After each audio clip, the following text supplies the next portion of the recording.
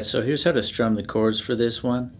You're going to start with an F major 7, so set your index finger down on the first fret of the B, and then come up here, set your ring finger down, 3rd fret of A, pinky 3rd fret of D, and you're not going to set your middle finger down on that 2nd fret of the G until you strum.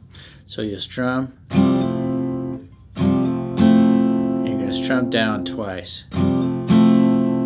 So the strum pattern we're using, without worrying about the hammer on for a second, is just down, down, up, down, up, down, down, up, down, up, down, down, up, down, up, a little slower, down, down, up, down, up, down, down, up, down, up. So we'll play that slow, but you're going to do the hammer on the first down.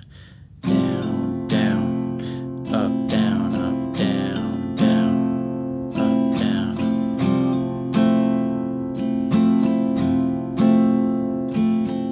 What we're going to do is we're going to play the F major 7. So you let that high E ring open. In case you didn't notice, the high E is kind of ringing open in there. So you've got down, down, up, down, up, down, down, up, down, up. Alright, so that takes care of the F major 7.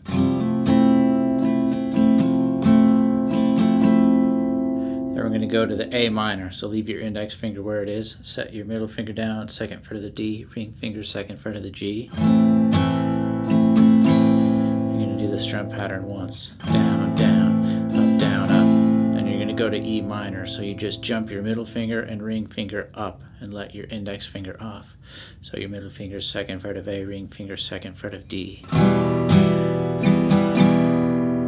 Then when you come back around, you got to do that hammer again.